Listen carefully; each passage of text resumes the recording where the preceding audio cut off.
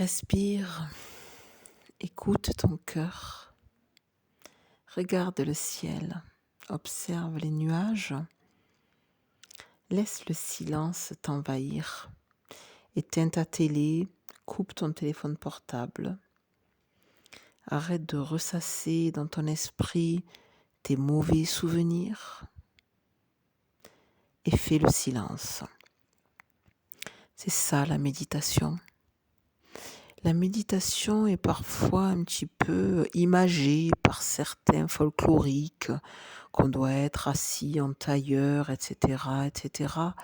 En fait, la méditation, c'est simplement te centrer sur le moment présent.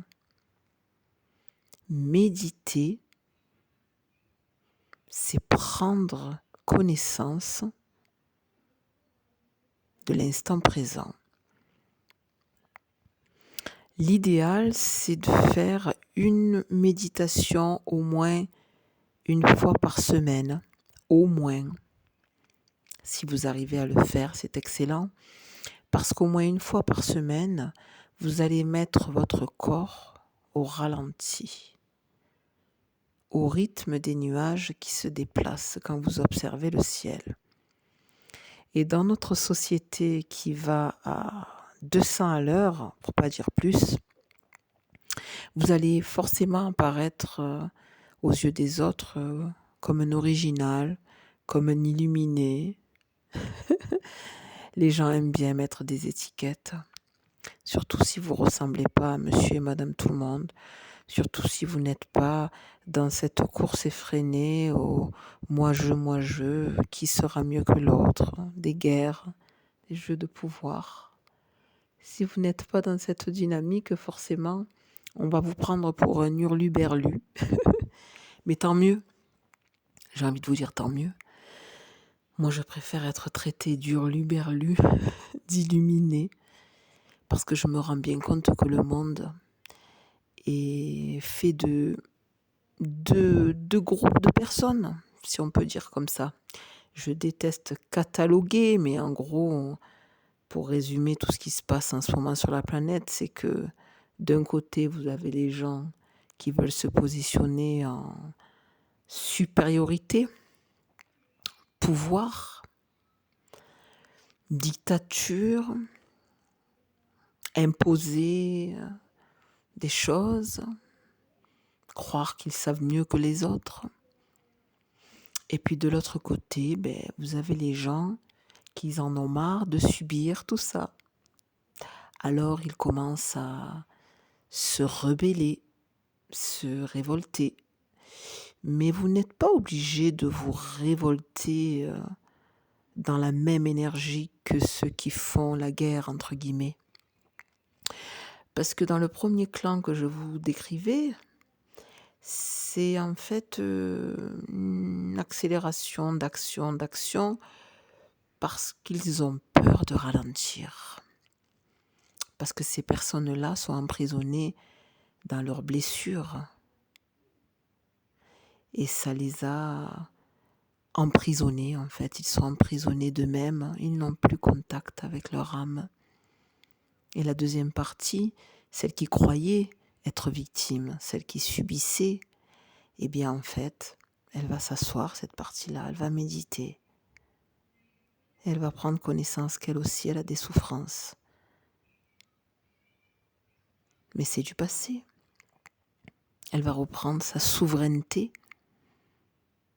Elle va commencer à ralentir. Et elle va commencer à poser des limites. Elle va commencer à vivre sa vie telle qu'elle l'entend. Et je pense que le monde de demain, c'est ça. Plus de bourreaux, plus de victimes. Nous ne formerons plus qu'un, puisque finalement, tous les êtres humains ont des moments de souffrance et des moments de merveilleux, des moments de révélation, de gratitude. Il y a toujours un côté ombre et un côté lumière, mais finalement, nous ne faisons qu'un avec nos côtés ombre et nos côtés lumière. Et le monde de demain, il n'y aura plus de bureaux, plus de victimes. Parce que tout le monde aura reconnu que c'est ensemble qu'on peut avancer. Il n'y a plus de dualité, il n'y a plus de séparation. Nous serons tous liés les uns avec les autres pour créer une meilleure humanité. Et ça sera la première fois sur Terre que ça arrivera, ça. Parce que ça fait déjà des décennies qu'il y a des guerres, qu'il y a le monde de ceux qui ont le pouvoir et le monde des gens qui subissent. Ça fait trop d'années que ça dure, ça. Maintenant, c'est fini tout ça. Et vous pouvez l'observer autour de vous. Hein. Vous avez certainement autour de vous, vous-même, des situations qui vous démontrent qu'en ce moment, on vit une vraie révolution. Ah ben c'est sûr qu'ils ne vont pas vous en parler aux infos. Aux infos, ils vont préférer vous parler des gens qui ont le pouvoir. Et oui, parce que n'oubliez pas que les médias, ils vont préférer mettre une énergie de peur dans la société. C'est pour ça qu'heureusement qu'il existe ces réseaux sociaux comme YouTube et autres, parce que tous les spirituels peuvent justement partager leurs ressentis sur les énergies actuelles. Et nous sommes de nombreuses personnes. Il y a de plus en plus de gens éveillés. Et cet éveil groupé donne une énergie magnifique. Alors c'est sûr que les gens qui n'ont pas travaillé sur eux, les gens qui ont été trop dans ces jeux de pouvoir, qui ont été trop dans l'ego ces dernières années, depuis le Covid, on a eu un gros avertissement. Hein. Et la plupart des gens qui ont compris au moment du Covid qu'ils devaient prendre soin d'eux, apprendre à ralentir, méditer, prier, faire du sport, prendre soin d'eux, dire je t'aime aux gens qu'ils aiment, se respecter, respecter l'autre. Toutes les personnes qui ont vécu une grande remise en question, une grande révélation vers les années 2018, 2019, 2020, peut-être 2021, toutes ces personnes-là, en fait, en ce moment, avec ces énergies, mais elles kiffent parce qu'elles sont enfin libérées. Et toutes les autres personnes qui ont pris le train en retard ou qui n'ont jamais pris le train, je ne peux pas en parler parce que je ne sais pas trop qu'est-ce qui se passe dans cette partie-là, mais je suis plutôt optimiste. Je pense que la plupart des gens veulent aller mieux, la plupart des gens veulent être en partenariat avec l'autre.